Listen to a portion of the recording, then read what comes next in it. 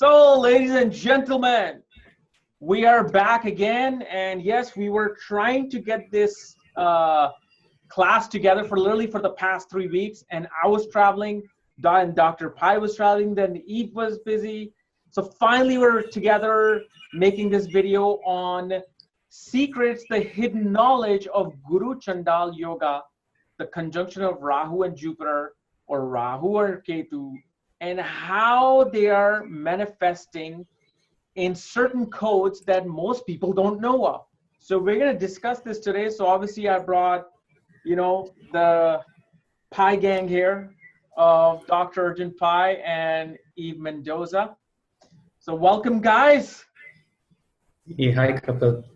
Namaste. Namaste. So yeah, Guru Chandal Yoga. So what my perspective I wanted to give on this Guru Chandal Yoga, see, people always, like when you watch Indian serials, like especially like old Ramayana and Mahabharata, whenever they showed Rakshas, those were like the Asuras, right? Like the big mustache and the thick eyebrows. That's all we know of the Asuras. That's all we know of the Rakshasa. Everybody who thinks of Rahu is like, oh my God, there's these big bulky guys who are completely stupid and dumb with a big mustache and a gada, and that's it. But what my understanding that I finally understood is perfectly explained through the scenario of Lord of the Rings. Lord of the Rings is actually astrology in it.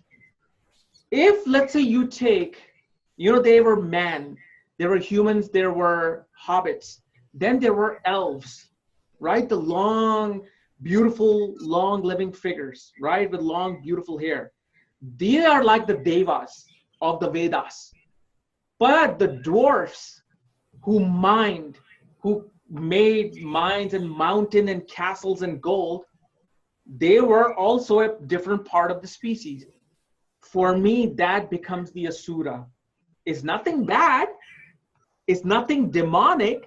It's nothing negative. It's just they're a different caste of species who are mining, developing things, building things, where the elves were more of like spiritual beings. They were more about living a conscious life, where the dwarfs were like, we're gonna mine, we're gonna build things. We're on this plane. What are we gonna do? Sit around and meditate? No, let's do something. That's my definition of this Guru Chandal. Like the Chandal is taking the knowledge and some buildings like a high riser out of it. Instead of like a ashram or a gurukul, they want to build like a glass high riser with a big, huge Trump name on top of it. And they're going to charge you $500 a night to be there, a $2,000 a room. That's it. That's it. So anyway, so take it over, you guys. Dr. Pai.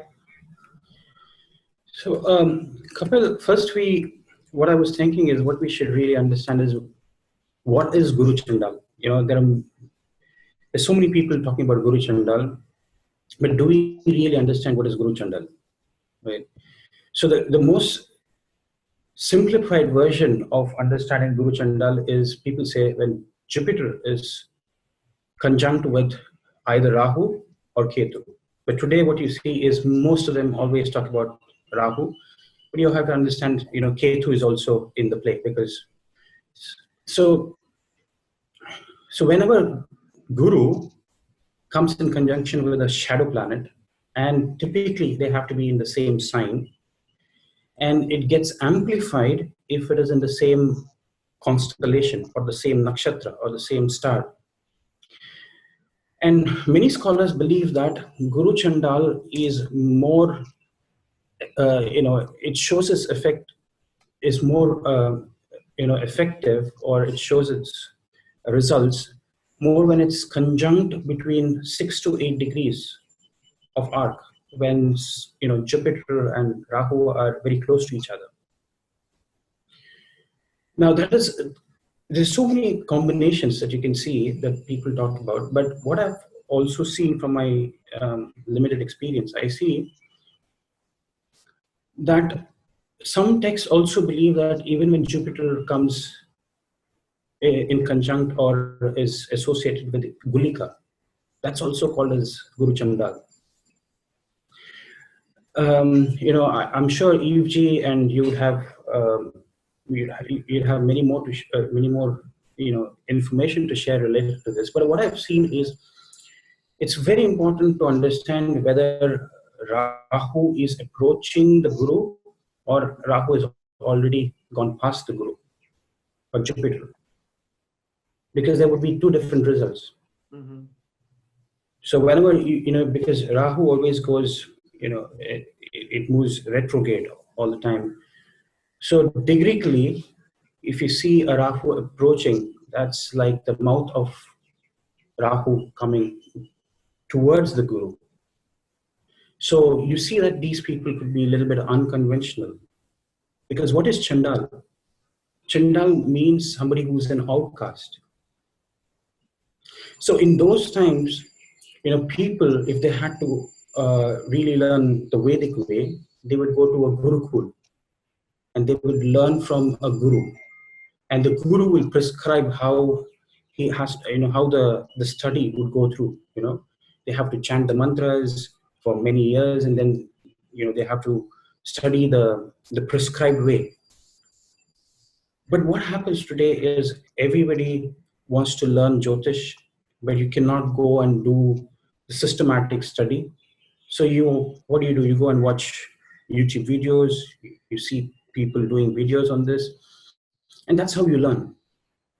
So those days, I think, learning Jyotish was not for everybody. So that is where the Chandal comes from, I feel. It's nothing that, Chandal means an outcast, because in today's times, I've seen Guru Chandal Yoga working brilliantly in people who are artists, people who are into, storytelling, also authors, novelists, politicians.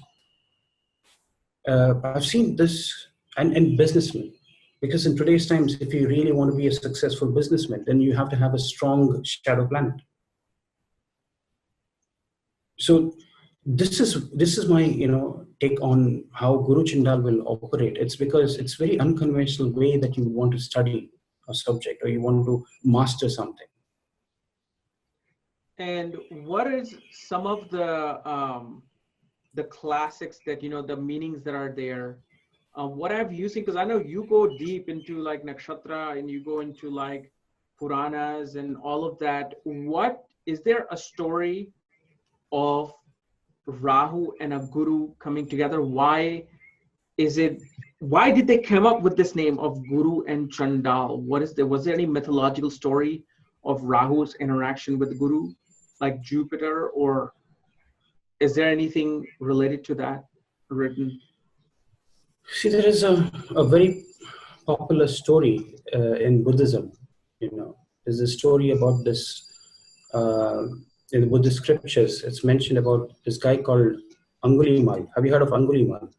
I've heard the name back in India. Yes. Yeah, Angulimal used to be a robber. He used to steal people's thing, and then he used to chop off their finger. And he used to wear a garland of fingers of people, right? So until he came in contact with Gautam Buddha, he really didn't know, why he was doing that. I mean, there's so many versions of the same story. So he was like a Chandal, right? And until he really came in contact with Buddha, and Buddha had to and then he became his greatest disciple of Buddha. He completely changed himself. He became a disciple. He became a great monk, a Buddhist monk. So you can see, these sort of mythologies will actually tell you that even a Chandal, when he comes in contact with the real master, like a Guru, unless a Guru is weak in a chart, if the Guru is not weak in a chart, then the Guru Chandal won't be as effective. There's so many ways of looking at the Guru Chandal. You also have to see, how Guru is, posited even in the Navamsha. What's the strength, the avastha of the Guru? Like if it's exalted, then Exactly. definitely he'll use that Guru Chandal knowledge to do something big and better. Big and better. Absolutely. So this, although the classics always mentioned about Chandal being an outcast and because he's a lowly being, and see, what is Rahu today? Rahu is all about materialistic wealth, status, sudden growth, power, boost, ambition, all of that. And Jupiter is about wisdom, peace, stability, long-term happiness.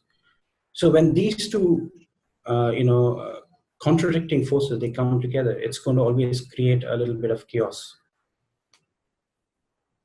So, that's what I feel. It's all about, in today's world, Chandal is all about greed for money, for power, being very unmindful, sinking to very low levels, trying to satisfy his own self-interest. This is what Rahu is all about. But Guru is, it wants to really talk about wisdom, devotion, compassion, spirituality, religious belief systems. So it's more to do with the morals and cultures that you see. The Guru who influences your Vedic way of studying things. And what is Rahu? Rahu is all about Moh, Maya, entrapment of the soul by an illusion. It's like the head of the serpent. And Rahu is very essential today if you want to be highly intellectual. Because Rahu brings in some deep knowledge. And what is Rahu? Rahu shows your desires, the reason for your very own existence, because otherwise they're not called as karmic planets. So they really help you. And sometimes what you see is when Guru Chandal Yoga happens, some of your karmas can also be accelerated, because when you come in contact with a very powerful guru, or you come in contact with people who are very well established, they can actually accelerate your karmas. Now, they also say that usually Guru Chandal people run into like false gurus. They take them as a guru. Oh, you're my teacher, you're my guru. And they turn out to be something completely different behind the scenes. Why is that? And because on one hand, we do see that Guru Chandal people do so well philosophically and they want to do things in a unique way, but then they are actually being cheated by a guru itself. So would that be considered in a way that Jupiter is strong or weak? Or is it something that happens pretty much with every Guru Chandal? That's their karmic lessons, to come across a Chandal guru, and then perhaps through that they realize, oh, I see what the problem is here. I know no need to learn from some guru anymore. I need to just do this on my own now. What's your perception on that idea? See, why do you go and why do you get to interact with these so-called fake gurus or cult figures is because of your inability to really see, what they stand for. Because Rahu brings out your inner demon. It's like taking us away from the true duties, the human values, right? It's the illusion that is created around a guru. So that's why, it's because you're craving for some. See, what has happened today is everybody is wanting to have a guru. Everybody wants to go and learn, but they don't know and they don't have the time. It's like fast food astrology. People want to just go and just know about their chart, and then they want to start predicting.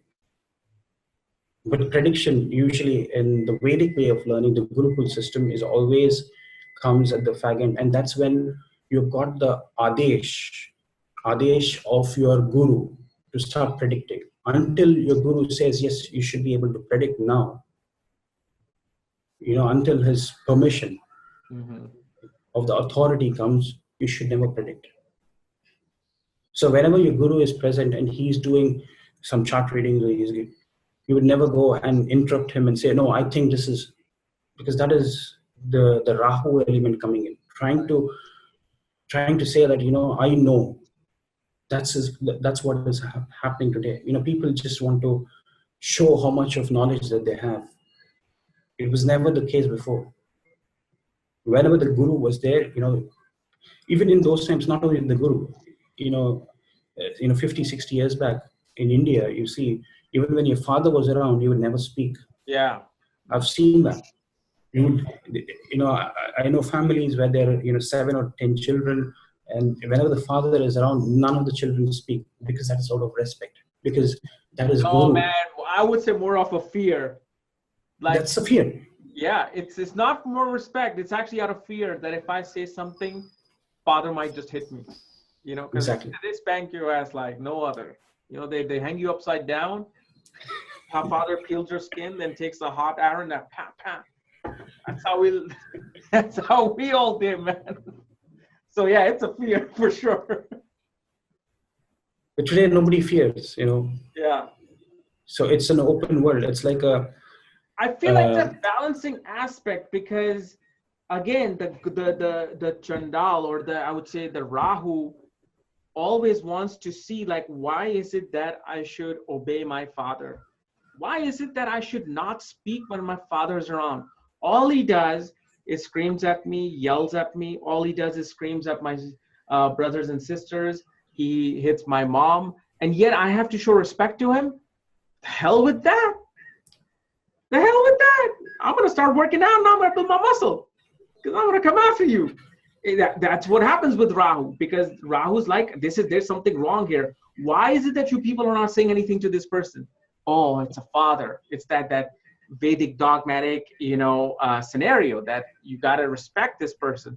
And this is what happens with the guru thing. A guru comes in. You don't want to say anything, because that's the ultimate thing, right? So you cannot question, are you fake or are you real? Because if you do that, you can actually be cursed, or people will hate you. So you don't. So what happens is you taking on some of that karma that, okay, cheat me, that's fine. And then once they do it, that's when they're on, oh, okay, so you weren't that real guru. All right, fine. So out of that frustration, that's when Rahu's like, look, either you can keep running into fake gurus and be treated by gurus, or create something of your own, learn something on your own, and give it to people, so they don't fall for gurus and all that. And that's where that Rahu energy is really, especially in this day and age. That questioning is bad, but that questioning has some madness to it, like, because we have come through such traditional background where even the bad person got respect. Rahu finally said, nah, this is just, something's wrong with this. Like, this anarchist, this, what do you call, communism in the family or in the society is just, this is not right.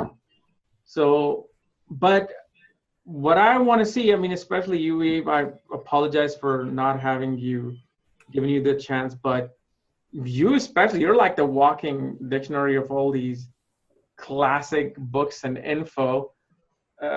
You're just like this little Vedic computer there. So what is your in-depth perception of this Guru Chandal and the fear and the dogma that is out there about this?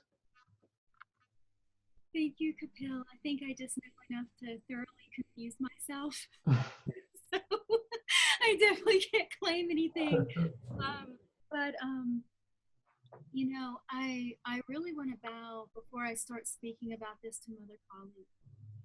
And the reason being is that within her is everything that is misunderstood. And we have entered a time where anyone can say anything and not be held accountable, and the wrong person can be held accountable. Someone can, you can just create any illusion. And when you're looking at these old texts, one thing we have to put into perspective, and trust me, I honor tradition. There is a place for Rahu and there's a place for Ketu, but they are divided, right? They're very aware of their divide.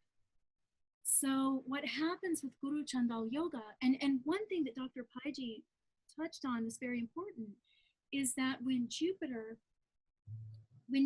is with any of the Chaya grahas, then that is considered Guru Chandal Yoga. We don't ever hear about it, but you'll hear a lot of classical astrologers, they'll look at the chart of Nebu, who has a Ketu Jupiter conjunction, and they'll say he has Guru Chandal Yoga.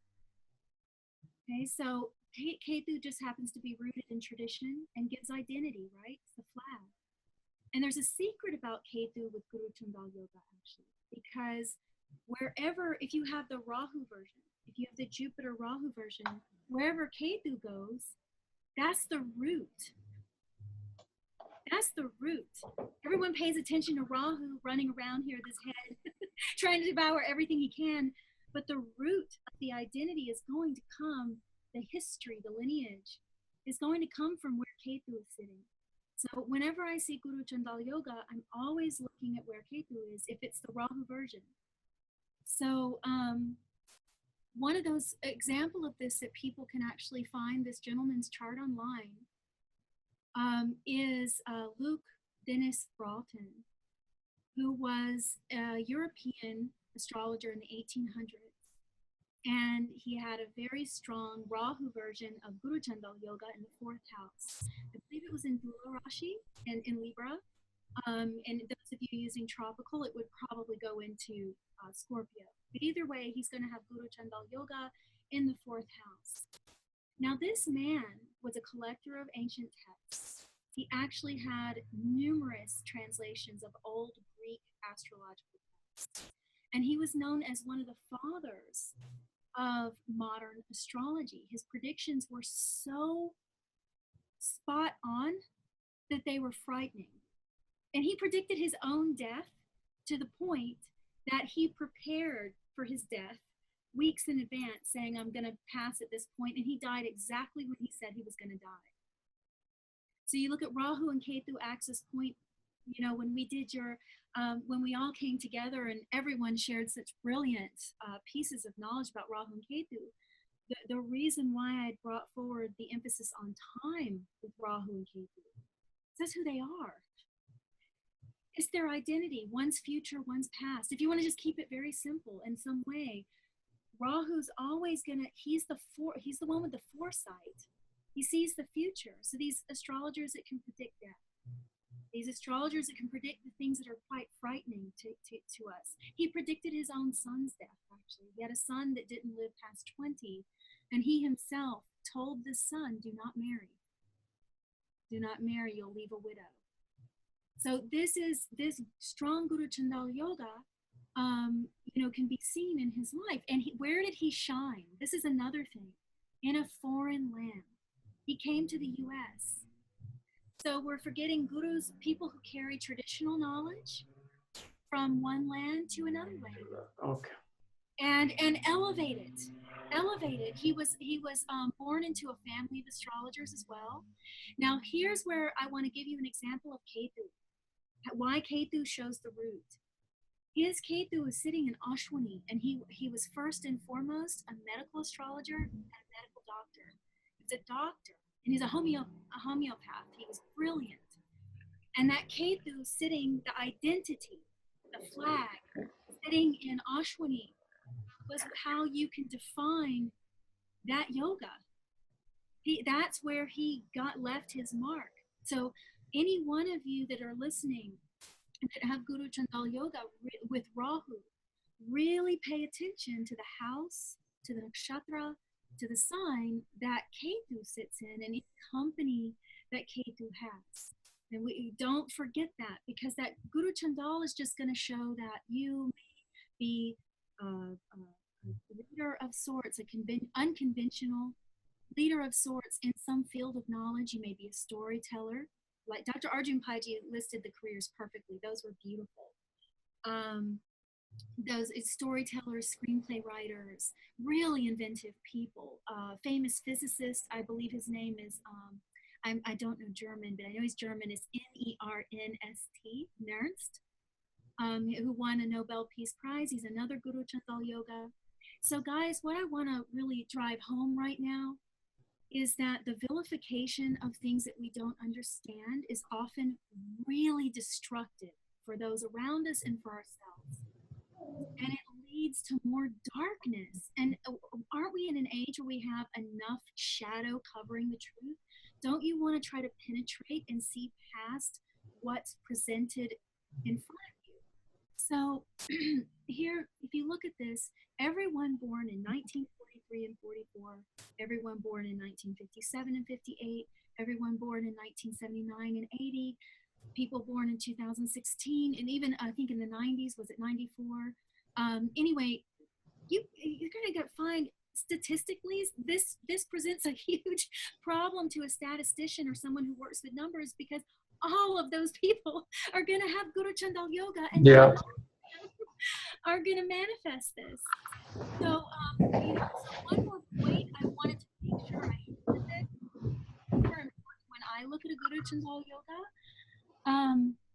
is that I immediately think, and the reason I wanted to bow to Mother Kali before I started, I originally think of the names of Shakti, because a lot of her, like a lot of versions of Shakti, whether it's Mahakali, whether it's Matangi, you know, and I know there's a lot of fear around these goddesses as well, but they're Mahavidyas, right? So it depends on if someone's got a selfish mind and they're going to try to use the mother and drink her blood instead of resting in her lap and actually serving her as well. So that's up to the person, but we shouldn't be scared of forces, and we shouldn't be scared of these goddesses.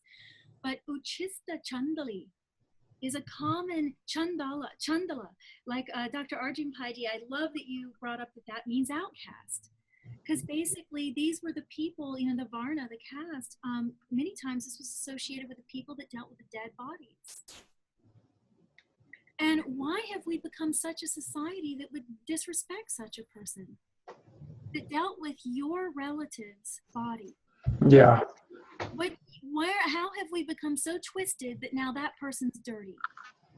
Or that we see a homeless person, Uchista Chandali, the poor person that may be of a so-called lower caste. You know, a lot of this stuff is so sad and it should change. And this is where Rahu is powerful. It should change. But you see these people begging for food, or they eat the leftover food.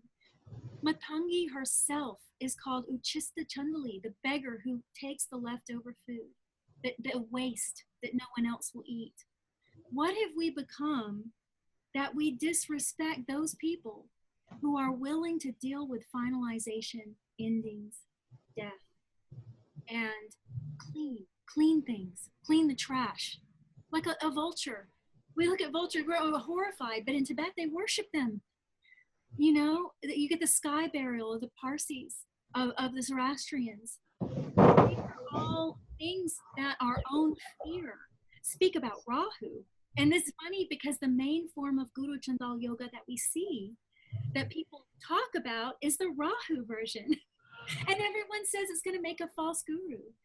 Honestly, if anything, what happens typically with these people, if they do become a so-called false guru, is that they have such charisma, they learn things quickly, they're future oriented, they want to modify things, they want to look at the future and go, well, this tradition is rooted, remember Ketu, the identity of this tradition is harmful. So I actually want to uproot this and move it to this. And sometimes that goes wrong. You know? Sometimes that has a backlash. Sometimes it's not a great idea. Some traditions are in place for a reason. Now, some traditions, like the mutilation, and I'm going to just say this, the genitalia mutilation of women, the fact that we're not protecting these girls from this tradition that is so horrifying, you know. And I'm talking about harsher subjects here because we're so afraid of these things, and it perpetuates more ignorance. It doesn't bring light. It puts you in a cage. So the worst case scenario with Guru Chandal Yoga is a person who might be like an Osho character, you know. He takes the Vijnana Bhairava Tantra and he gives a brilliant translation of it. He stimulates so much awareness of this Tantra in a real way, you know. It's not even about sex or any of these things that the West has misconstrued. A lot of it's about higher consciousness, the whole thing. And then he becomes this charismatic figure, and yeah, okay, there's some extremes and some strange behavior and all these things. But when you look at this, you know, these people can get ahead of themselves. The dark side of it is you can learn so fast. Remember Rahu, I loved what Sam Gepi said. Am I saying his last name wrong? Yeah, Sam Gepi, yeah. Okay, so I loved what he said about Rahu just being this head, kind of wanting to devour things quicker than it can keep up with itself. But there is a part of that. There is a part, an immature Guru Chandal Yoga, a person with not allowing themselves to catch up with themselves, you know, and that they go and teach. Then, yeah, that can throw them off their foundation. They're not honoring Ketu when they do that. So the trick to Guru Chandal Yoga is to honor Ketu while renovating. So honor the tradition, honor the identity of the tradition, honor the genetic code of the tradition. Don't throw out the tradition, don't create your own. But if you do in some way label your own or create your own, make sure it's rooted in that beauty of the tradition. So you can see how the indigenous cultures of America right now, like the Ketu element, the indigenous cultures around the world, they're actually considered lower. We live in a very Rahu society. So you'll see a lot of people with the Guru Chandal Yoga with Jupiter and Rahu being very famous people, being very charismatic people. And sometimes they're the people with the truth. Because for our society is at a point where we do need to change, and we do need to also pay attention to the root and help those people, you know, not oppress them. This is the negative side, is the fact that Rahu and Ketu are divided by Lord Vishnu, the present. The present moment is a veil. It veils you from the past and the future. So when you don't know and you can't see, you're just going to have in some way a divide between the tradition and what needs to be renovated. So an intelligent person, a thoughtful person, the Guru Chandal Yoga can change the world. The policies they can make, policymakers, politicians, people who see the needs, the things that need to be renovated, the things that need to be changed. Do we need to beat our children anymore? No. You know? Do we live in that kind of society? Do we want to continue to do some of the things that we're doing? Then that requires Rahu and Jupiter, because it requires the judge, the policymaker, the publisher, the lawyer, you know, Jupiter, the teacher. And it needs Rahu, the person that, like Kapiel, what you said is brilliant, will ask why. We'll just say, why are we doing this in this current time? Mm-hmm. So if we're not so divided by time, and our ego's not so caught up in our own identity that we have to constantly defend it, if we can just have the courage to see the beauty of the symmetry of time, the past, and how even the past was renovated. You hear in the Mahabharata and the Ramayana, you hear stories of how Lord Krishna or Lord Ram would even dismiss a tradition and say, just follow me, just say my name. Just follow me, just say my name, don't worry about that. You know, so you hear Lord Vishnu, the present moment, coming forward to say, don't do this anymore. You know, I'm here to uphold tradition. When Dharma starts to fade from the world, I incarnate myself. When Dharma, not man-made law, not religion, Dharma, the right path, I incarnate myself. And so therefore he has to come to bridge the past and the future, which he himself created. He himself severed and made time immortal. He himself allowed, Vishnu's all-knowing. Of course he knew Rahu got a drop. You know, he plays these games. So Rahu becomes immortal. Rahu and Ketu become immortal. There's many cycles of them, but they keep going. And Lord Vishnu is stuck to this cycle. You know, so you think of the Gita. You know, in the Gita, Krishna says, also that a person who is cultivating the qualities of true Gyan will become gentle and non-judgmental. He says this. He says that they will become gentle and they'll lose their judgment. They'll choose peace over war. You know, he's explaining all of these things. And at the same time, he's telling Arjun to fight, you know? So he's not telling Arjun to have no backbone and stand up for Dharma. But he's explaining that true Gyan develops gentleness, not modesty where you're acting like something you're not, but it requires true understanding. The gift of spiritual understanding is one of the best gifts you can give someone else, and it's one of the best qualities you can cultivate in yourself. Because if you had non-judgmental approach to astrology, you wouldn't look at Kalasarpa Yoga, and you wouldn't look at Guru Chandal Yoga and give someone this horrifying prediction. You would actually try to understand what's Ketu doing, where's the root? You know, how can this person bridge these two with Jupiter? You know, how can they get the most out of this? You would actually become a solution finder, and you would help other people find solutions, and you would be less likely to fire your gun. You'd be less likely to be aggressive. You know, when you start seeing life, and this is Mitra, right? Mitra is the god of the day. He's how we should live here on earth. The path that is what we see in front of us, how we should live. And who is he? He's a god of friendship, diplomacy, compassion. And he sees into the mystery and he brings it to the people.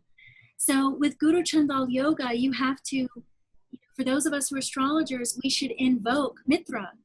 We should ask Mitra for help. We shouldn't just be spewing things out of our mouth that's going to leave someone with... No, I mean, I get so many people emailing that I went to this astrologer. He says, I have Guru Chandal Yoga. He says, I will not have children. I will not get married. I will not. And I'm like, what are you? First of all, who is this person? Second of all, Guru Chandal Yoga. See, here's the thing about Guru Chandal. Jupiter represents tradition, right? Or dharma, tradition. What it simply shows with Jupiter and Rahu or Ketu conjunction is that your spouse is not going to be traditional. Your spouse is going to be either foreign, of a different culture or ethnic background, or it'll be somebody like from a movie industry, somebody, a politician, not an engineer or a doctor. And even if you look at Steve Jobs had Rahu, Ketu and Jupiter conjunction, had children, had a spouse, obviously was famous as well. But it's just that what I feel like most of the people that they go to the astrologer, I think they're so classical, like they're so induced with classical knowledge that for them, when they see a Guru Chandal, they're like, oh, the entire chart is ruined. Like I get women who says, I have Guru Chandal Yoga, can you please help me? Because astrologer said that my chart is void of any prosperity. I'm like, all right, let's do this again. That's how it is. May I offer something? Yeah. Just kind of what you were just saying, I realized that, this is a big problem. And I really want to call people back to remembering that if you have parents that were born in 1943 or 44, then that's proof right there. Most of those people have Guru Chandal Yoga. Exactly. So that's something important to remember, is that look at reality, look at what's the present moment right in front of you. Look at Vishnu, look at the present, look at the eye wide open, look at what's actually happening. Don't look at the mysterious past to define this, because the roots of the past are underground. They only show in the present. We only have that which is left in the present. And you're talking to someone right now who studies scriptures, and I love the past. I don't even feel like I belong in this time period, So I'm definitely not bashing tradition. If anything, I very much love and honor many traditions. But I have to say that there is something we're missing in translation with these yogas that we're producing all this fear. Now, I have seen, when you were saying this, when a woman may have Guru Chandal Yoga in her chart, or a person may have Guru Chandal Yoga, they can run into a false guru. That's very common. And another thing, they need to be more careful, because here's the naivety of Rahu. He's underdeveloped, right? He's still trying to figure himself out.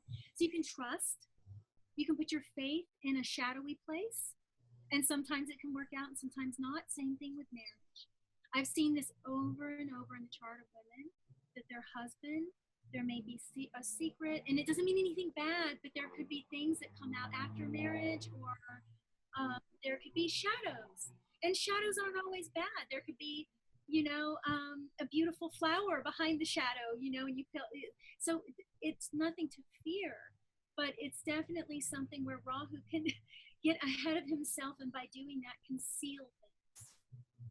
And so there is that element. I've seen, I can't tell you how many people I've worked with that have belonged to cults, that have had Guru Chandal Yoga, or an aspect, just an aspect between Rahu and Jupiter. It doesn't have to be conjunct. That's so silly.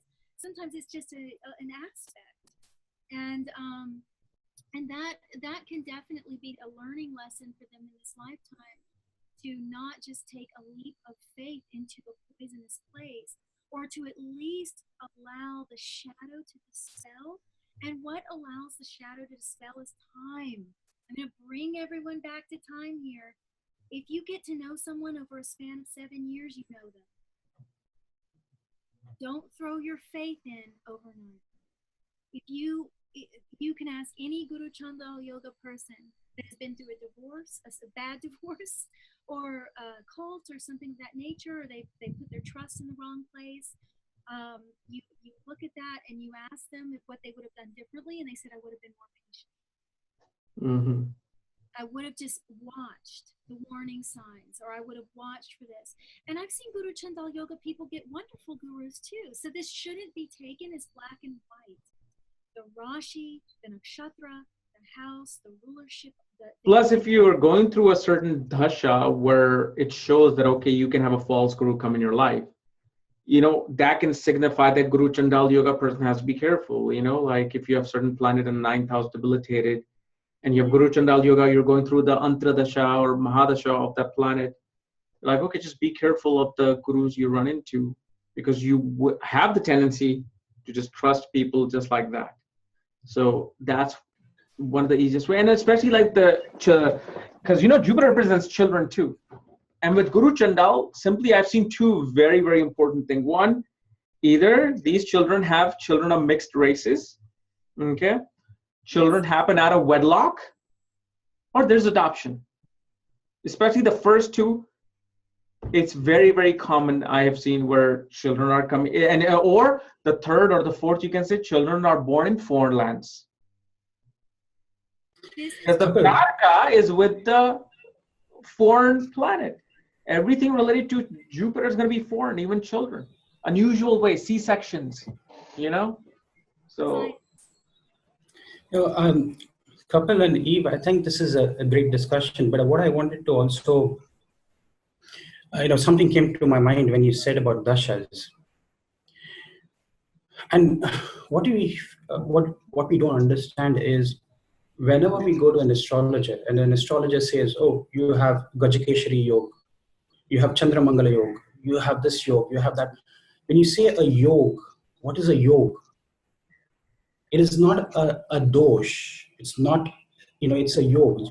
Guru Chandal Yoga. Yoga means union. Not Guru Chandal Dosha. Dosha. Yeah. So if it was a dosha, then they would say Kala Sarpa Dosh, right? Mm-hmm. But this is a yoga. So let me just tell you what is a yoga and when that yoga would happen. See, this is what I learned from Professor A.V. Sundaram, right? What he says is, whatever things are going to happen in your life, whatever things are going to fructify, definitely going to happen.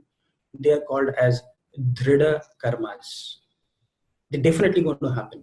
And that is shown by the dashas that you're going through. Dashas are Dhrida. Dhrida means definitely going to happen. Then you have something called as Adhrida Karma. Adhrida means the results that may or may not happen. And you see your Adrida karmas through Gochara. Gochara is, transits. There is a difference, A.V. Sundaram says, why do we call it Gochara? Why don't we say Grahachara? Isn't it? Grahachara means the movement of the planets. Yeah. Why do you say Gochara? Go means, it's a cow, right? It's as though the cow is moving. And he says it's adrida karma. Some may happen. So that's why transits can never give you definite results.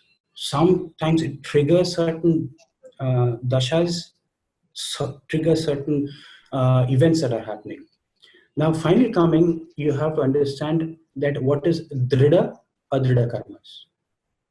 Is it something related that to is yogas karma and sanchita karma? No, that's a different, prarabdha. That is something which you will pay, like you're saying. Yes, prarabdha, yeah. No, drida will happen, but that will activate only during that dasha. Oh, okay. Right? That is drida. That is definitely going to happen. What is adrida? Drida, adrida karmas. Drida, adrida means some of them, some results may take place, some may not. Right? And that is yogas. And then you will say that because you have a prarabdha means what is your destiny, that definitely has to happen. Because sanchita means what is your accumulated, all your karmas from, all the lifetimes that you have taken is sanchita. That's cumulative. Imagine that if you had to go through all your cumulative karmas, I don't think man would have even been able to leave, because it can really crush you. So what did God do? He said, I'm just going to give you, a small portion of that. That's prarabdha, right? And that is what Professor A.V. Sundaram says. These are yogas, drida, adrida. Some may fructify, some may not. So when you talk about any yoga, when you talk about Guru Chandal, you talk about, Vedic, you talk about all the yogas, it is not necessary that the yogas have to fructify or that has to happen. If the dashas and the gochar are not activating them, they would still remain dormant. So if you have yoga, that doesn't mean that you have to experience it all throughout your life. It's only certain times that they get activated. And it's a yoga, which means there is something which will bring a transformation. And some of that yoga, some of the results of that yoga might fructify, and some might not. And that is what we all say, okay, let's bow down to the higher knowledge, let's bow down to, God. Because those are influences which are far beyond human, so they can actually transform, they can change, because it's drida, adrida, which means it is not definite. But dashas are definite. So these yogas can fructify in the dashas, or they can also fructify whenever the transits can activate. So having a dosha or a yoga doesn't mean that, when you say Gajakeshari yoga, for example, and this is what I learned from my uncle, who was an astrologer. When I started studying astrology, 15 years ago, 20 years ago, he told me, what is Gajakeshari? A Gajakeshari might be there even in a king and even in a pauper, a beggar who's sitting on the street. He might have a Gajakeshari yoga. But he said, whenever you look at the beggar, you want to give him a little bit of alms. You want to give him some money, because he draws your attention. He has a Gajakeshari yoga. What is Gaja? Gaja means elephant, and Kesari means lion. So Gajakeshari means you're getting that prominence of sitting on an elephant, and you have the fierceness of a lion, or the recognition of a lion, because lion is, the king of the forest. So if you do not understand the real background of these yogas, then you will never know. So even a pauper can have a Gajakeshari, he can have all those yogas which even a king will have. Because some things are not fructifying in his life. But also, yes, we do realize that we have yoga like Guru Chandal Yoga, Raj Yoga, Dhan Yoga. But see, the thing is, we know that a planet is conjunct or aspecting a certain planet. Regardless of that yoga, whatever the Guru Chandal is supposed to do, let's say this person is supposed to be cheated by a guru. It's going to happen, not going to happen, okay, fine. But because Jupiter is conjunct Rahu, throughout life, this person's belief system, dharma, intelligence, knowledge, every single time they make a decision using Jupiter, that yoga is going to come alive. If you tell a Guru Chandal person, go in a temple and worship, okay? We do not have to wait for Guru Chandal Yoga to be activated through Dasha for them to say something. They will say like, okay, why am I going in this temple? Who is this temple by? What God is it? What do they represent? Oh, they represent this? Nah, I'm okay. I'm not going to go. You see how that Guru Chandal is working 24/7. Jupiter alone, you know, will get an advice. Go to this temple and bow yourself. Say, okay, I'll go right now. Okay, I'm bowing. What happened? The Guru Chandal, the job of Jupiter was done. The person followed the dharma, the way purity of Jupiter was there. Now you're putting an elf with a dwarf together. Elf is saying, let's go. Dwarf is saying, no. Whoa, what's in there? That's like some Nazgul monster in there. I'm not going in there. Okay, I'll go in there. I'll go with my weapon. Okay, let's go. That contradicting, that fight, that comes out. Same thing with any, I mean, if you look at Jupiter-Saturn conjunction, whenever they have to make a decision, that decision will always comes through patience. They will always take time. Go in the temple and bow. Really? Let me just sit here and think about it for half an hour. I want to see what's going on. Let me ask myself, should I go? Should I not go? The indecision of my religion. That's what they will say. So we don't need to wait for Jupiter Mahadasha or Saturn Antradasha for the yoga to fructify, because the yoga might say Jupiter-Saturn conjunction in the 9th house shows you will go on a pilgrimage and then you will break your bone, and from there you will always have a limping feet. Okay, that's the yoga that is occurring. But the innate nature of this conjunction will always come alive whenever either you're doing Saturn's task or Jupiter's task. So the yoga thing is very, very tricky there, because a yoga will say an event is to happen, but the actual nature of the aspect and conjunction is constantly there, regardless. It doesn't have to be even the dasha transit. They're constantly, like Jupiter Rahu person, constantly thinking about what is religion, why am I following religion? They don't need to be in a Jupiter dasha. So that's something that I want to add on to that. Like, yoga is a specific event. Like Guru Chandal, you're going to get a foreign guru and he's going to teach you this. Fine. But that Guru Chandal is working 24/7 till the last breath. See, yeah, go ahead. Before you go further, there's something I've been trying to say, because what you're talking about is actually, I believe it's listed in Bra or Shastra.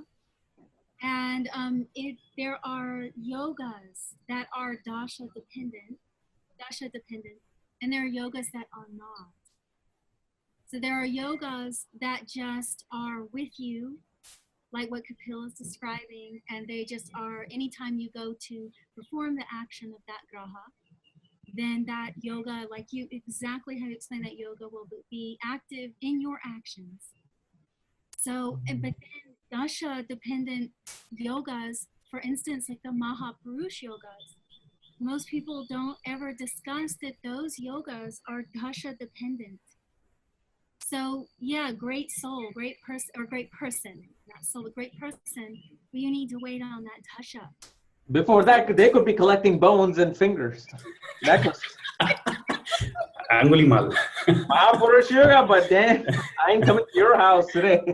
I like my fingers. I'll wait till your Jupiter dasha starts. Invest in your Hamsa Yoga, I'll come. That's what I mean. So you could get someone like Saint Francis of Assisi, who was a womanizer. He was a spoiled rich kid. He was he was really not saintly.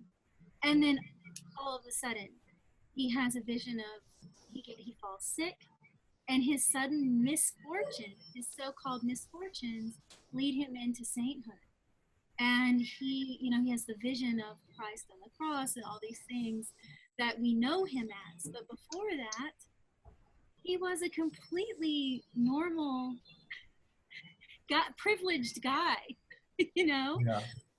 So this is something that's very important in Jyotish, is which crop of karma is going to grow, and a yoga will help you define. Yoga just means union. You can get Jupiter, Venus. You get counselors, you know, tons of counselors, people who are very good at giving advice. You know, that's the Mahamantri yoga, right? There's Jupiter, any exchanges between Venus and Jupiter. You can get astrologers too, advisors, things like that. Mars, Jupiter, the general, you know, the strategist. You know, Sun, Jupiter, very priestly, sometimes even dogmatic. You have to be careful, you know. So you have to think Moon, Jupiter. That's a lovely conjunction.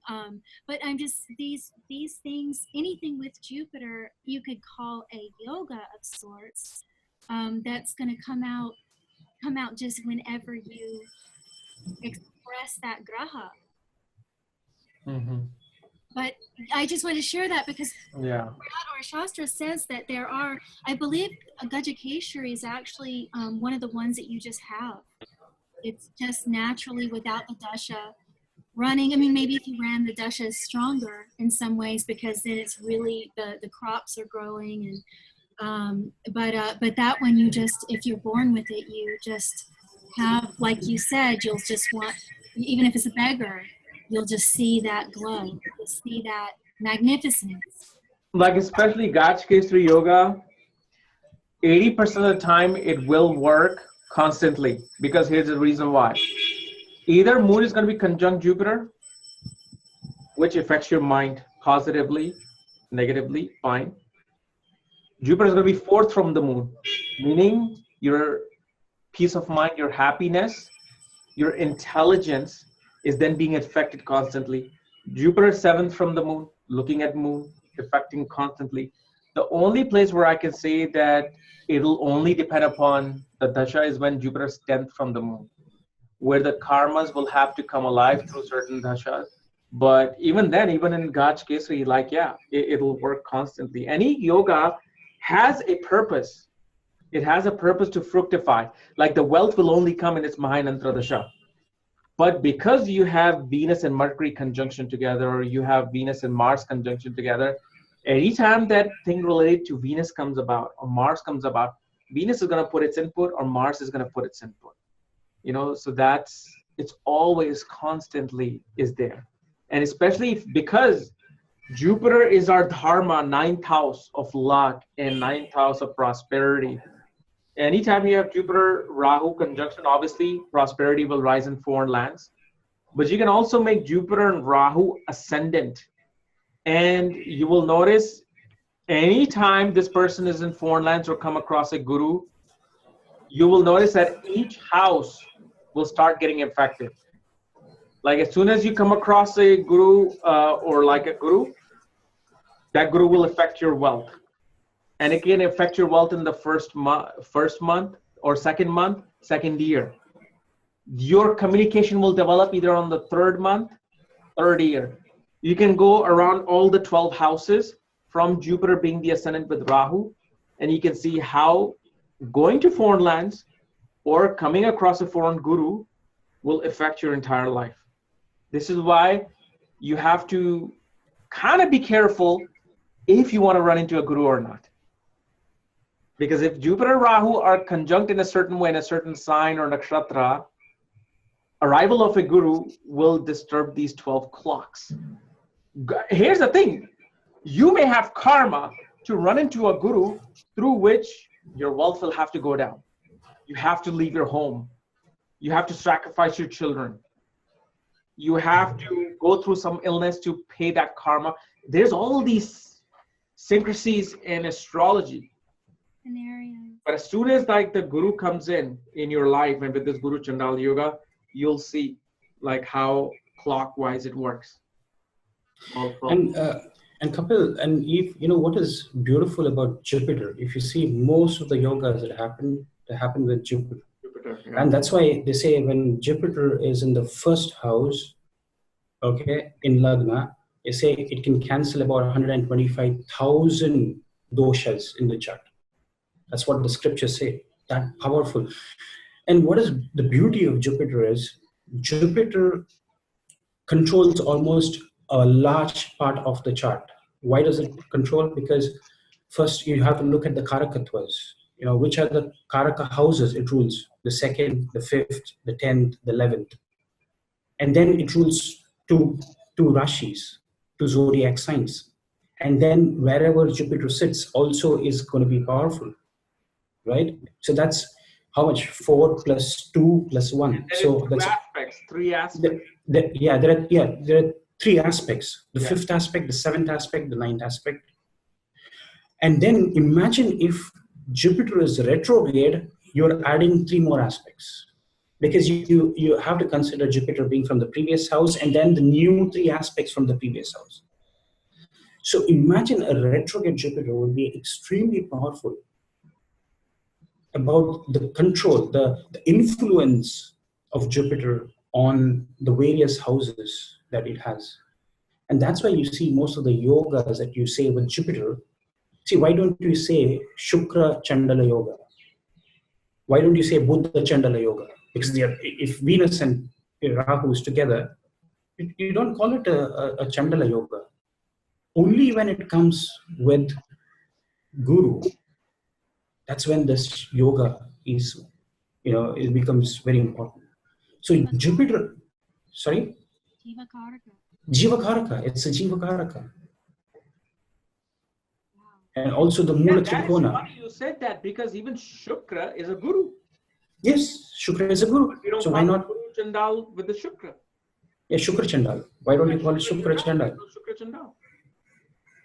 Because it's Jiva Karaka. It's Jiva Karaka. What is the philosophy behind that though? I can hear you. Am I muffled out? Oh, now you're coming back. Okay. Okay. He's Vachaspati. Right? So there's something also with speech with this. I think that becomes very important. This well, it's the karaka of the 2nd house, so it magnifies your speech. It becomes very magnetic speech with Guru Chandal. Yes, teaching.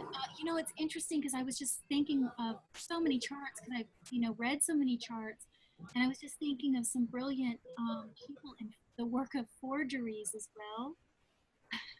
What do you mean forgery? Oh, like making fake money or something. Fake signatures. False signatures, things of that, because documents and all of that. But I'm just thinking of Jupiter as Jiva Karaka. Jupiter holds most weight. Dr. Arjun Paiji, that was beautiful. When you said that, just so many things came together for me. Why? Because I've often said that about yogas whenever I've done workshops, is I've asked people to pay attention to Jupiter, because the placement of other grahas from Jupiter often determines major yogas. So you get Mercury in the 11th placement. You get Jupiter in the 11th placement for Mercury. You'll see that with mathematicians, statisticians, scientists, people who work with calculations. Why Jupiter? Why Jupiter? So this is a very, but the Vachaspati as well, the speech, the whole thing with speech is so important. It's how we define our reality. I mean, look at what we're doing right now. We wouldn't even be able to have this here without speech, without our daily life is so defined by speech. And I'm just thinking of how Rahu comes in. That Rahu is called Kalatmane, the soul of time as well. So someone who could maybe even speak like this gentleman, this astrologer, very frightening predictions. Someone who would have capacity to see into the future, to see into time. there's, especially with the factor of Jiva Karaka, especially with the acknowledgement of Jupiter being the actual individual self, the individual soul, the life force, individual life force, I would say. That's a very fascinating point. Anyone who studies yogas is immediately going to see that Jupiter is at the core of even negative yogas, these so-called negative yogas. A lot of times, if Jupiter's in the 6th position from this, or then we're, yeah. So thank you. Yeah, you see, even if you have to understand Jupiter astronomically, right? Astronomically, Jupiter, the influence, the gravitational force of Jupiter is so vast that it can throw out all the asteroids and the meteorites which come into the Earth's orbit, and that's why it's called Guru. It's protective. We say the aspect of Guru is very protective, isn't it? That's because astronomically also he's protecting Mother Earth. Because imagine the amount of space debris which can come and hit our planet, or an asteroid and whatever, comets or whatever.